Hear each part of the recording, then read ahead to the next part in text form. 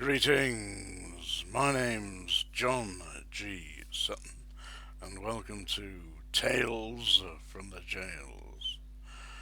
I've been away for a while, contemplating various aspects of life, and here today I'm going to tell you a little bit about my main gripe, my main problem that I had when I was working as a prison officer in the general prison service.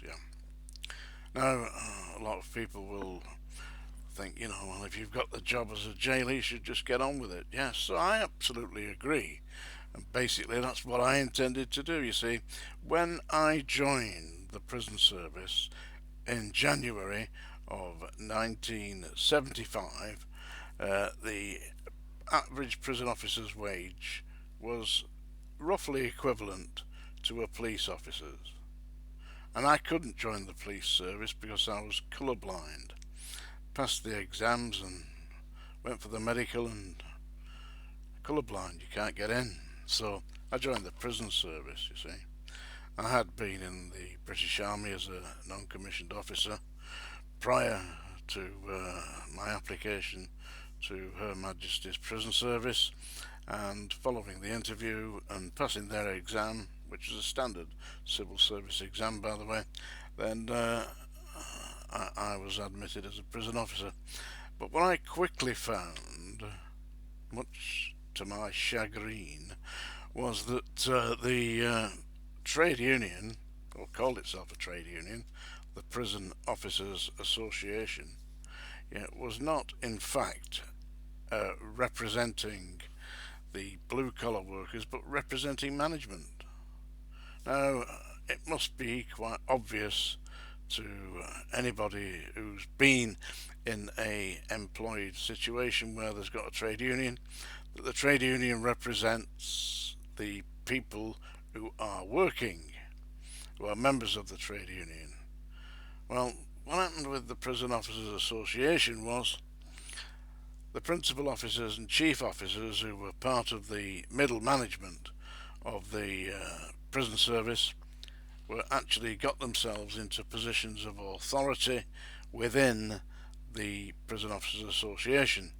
So, say Wormwood Scrubs, for example, the chairman of the local branch of the Prison Officers Association was a principal officer, and in his role as a principal officer in the prison service, he was in charge of allocating details. So at the time I joined, I got myself onto a university course with the University of London to study sociology, and very kindly the Home Office funded that, but I was given no time off to actually study.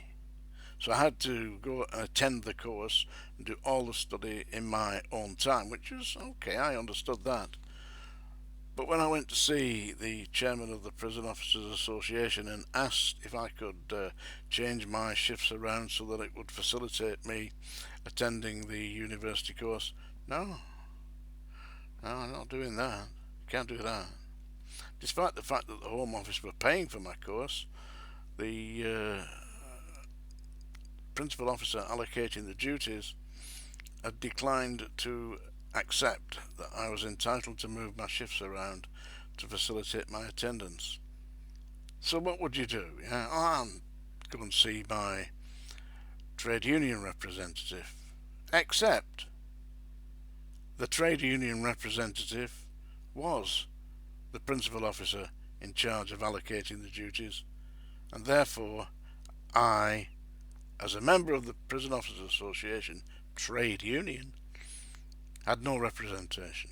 I had nobody to take my case to. That kind of angered me, as it would. So if you've nobody to represent you, you are effectively without representation, and your trade union is run by management. That, in my opinion, is not a trade union. That is little more than a staff association. And that staff association was not being run on behalf of the members who were paying fees to the trade union, supposed to be, but it was run for the benefit of the management, because the trade union, so-called trade union, effectively removed all rights of representation from the basic grade staff. And as I had just joined the prison service, that's what I was. Now, when that was at Wormwood Scrubs when I first discovered that in 1975, when I was studying sociology at part of London University. And believe me, I wasn't happy with that. Anyway, I transferred to Manchester Strangeways under strange circumstances, which I won't go into here. But I went to Strangeways, and I continued my studies at Strangeways, getting on to a further part of the sociology degree with Manchester University, and started studying then. But again, I came up with the same problem, that I needed to get some time away, change my shift, to go and attend the course. Yeah. So I went to see the chairman of the Prison Officers Association and stated, listen, I can't do all this overtime, because overtime, you're working 60, 65 hours a week, and you can't do that and study for a degree at the same time. It's not possible, I mean, Einstein might have been able to do it, but me not being Einstein, I couldn't do it. So I went to see the chairman of the Prison Officers Association at HM Prison Manchester, Strangeways, yeah, and he was a principal officer. You've got it. A member of the middle management. And he said quite openly, he said, no, we can't change your shifts around. You've allocated your shift, do your shifts. I said, but I'm not working overtime. I can't do that. I have to dedicate days each week to do the studies. Well, he said, in this establishment, it's been agreed between the Prison Officers Association and the governor that we will work compulsory overtime. Now, in whose best interests is compulsory overtime? In other words, when it came for my day off in the week, which I would take to do studies, I wasn't allowed to take it, because they were operating a policy of compulsory overtime. When it came to the weekend, because she had every other weekend scheduled as being off duty, but because the Prison Officers Association, the trade union that was supposed to be representing me, they'd had agreed with the governor that my weekends off were subject to availability. So I didn't have any official days off. I had days off that when they allowed me to have days off at the discretion of the governor. It's ostensibly the governor, because basically it was run by senior prison officers, that's principal officers and chief officers. Now, you'd think, what would you do if you were a member of a union that was doing that to you? You'd complain to the executive branch of the union. And that was run by chief officers. Seriously. The chairman of the Prison Officers Association was a chief officer. The treasurer of the Prison Officers Association was a chief officer. In fact, he was the number one chief officer of Dartmoor Prison. Now, I heard from staff that the Prison Officers Association Executive Committee had been taking the funds, that's all the money that people pay in, and lending it to themselves.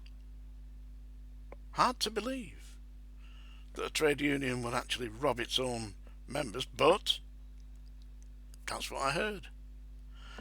Rumours are rumours, so I went, seriously. I wrote to the executive, the treasurer of the Prison Officers Association, and as a member, I insisted that I be given access to the accounts. And the staff at Strangeways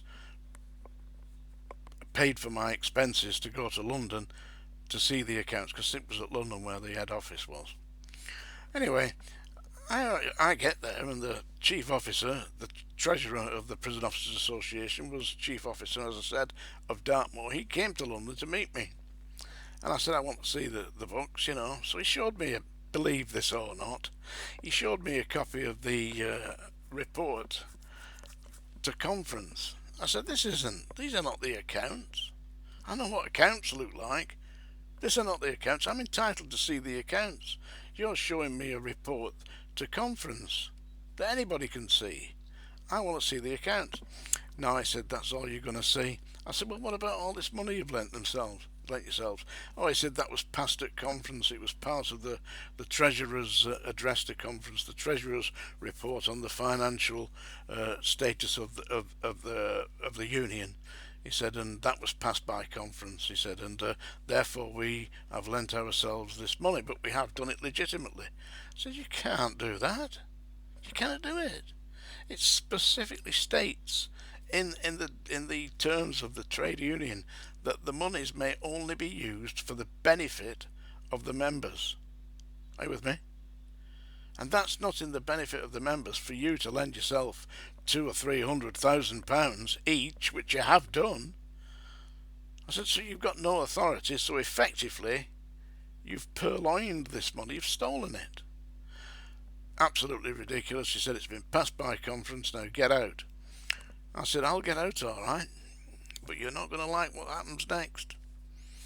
And what happened next? Well, you know, I suppose most people would have said, well, I tried. I didn't say that, no. I'm afraid I was a little bit more belligerent than that. I went to Scotland Yard and asked to see a member of the fraud squad and made a formal complaint that the trade union executive had stolen the funds of the members, which they were duty bound to hold safe for their benefits.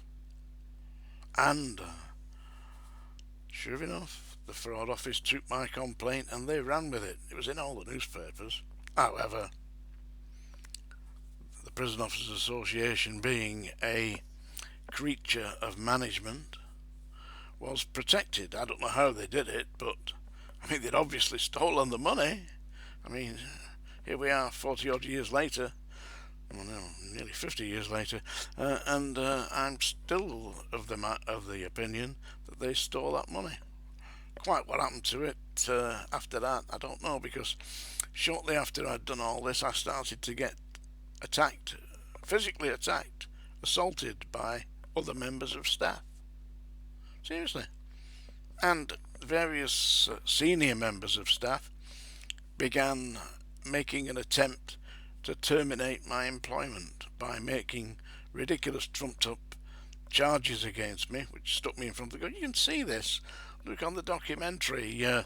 It's called Strange Ways from the BBC. It was filmed in 1979. Yeah, and it shows the governor, Norman Brown, with his number one chief officer. I think his name was Rawlinson. Yeah, and they stood in an office chatting away, deciding how they are going to prosecute me. Seriously. I mean, how if they'll do that on national television, the cameras are there, the lights, the sound, everybody, and they're plotting my demise on national TV. You can understand why aggressive members of staff thought it would be a feather in their cap if they could actually take me out. I was assaulted numerous times. Eventually, I was assaulted by a man who jumped on my back, tried to drag me down a flight of stairs. Unfortunately for him, I had my left hand free, like that, you know, and I connected it with the side of his head, which knocked him from the top of the stairs right down to the bottom without touching a step. Yeah, they suspended me for that. Yeah, but I never went back. Do you know what they did? Seriously. The Home Office, I was on medical, I was medically discharged, but before that happened, I had to go and see my doctor and told him I'd been assaulted for the umpteenth time. I've been in hospital once, where some mad maniacs tried to strangle me. Strangle me. Yeah. And I mean, I would fight back, but you start fighting back, next thing you know, you're in the police hands. Oh, anyway, I had to fight back with this guy because he would have injured me. Anyway, they sent me to see a psychiatrist. Yeah, they said, we think you might be insane. Me, insane. I was mad, yeah. Angry. Oh, insane. So I had to go and see this psychiatrist. The psychiatrist listened to what I'd got to say. He said, Mr. Sutton, he said, I am recommending, he said, I'll tell you straight, he said, Mr. Sutton, he said, I'm recommending that you do not return to duty. He said, you're completely unfit to work in that establishment or any other of Her Majesty's prison facilities. He said, because you're not insane. He said, you're perfectly sane. He said, but they are absolutely stark raving mad. So he was telling me that I wasn't mad, it was them. And I suppose when you think about it, it is mad, isn't it? Locking people up like that. 3 grown men in a cell 8 foot by 12 that was built in the reign of Queen Victoria to house 1 person. And now, well then, when I was there, they were locking 3 up and no sanitation. People behind them doors locked in, bang, for 12 straight hours. So that's my little representation for today. Tales from the Jails by John G. Sutton. Oh, by the way, I'm supposedly going to do an interview with a guy called Sam Shuttleworth, I think he is. It's Sam Shuttleworth. Pick up thy musket, Sam. Sam, pick up the musket. Anyway, we'll see. Thank you very much.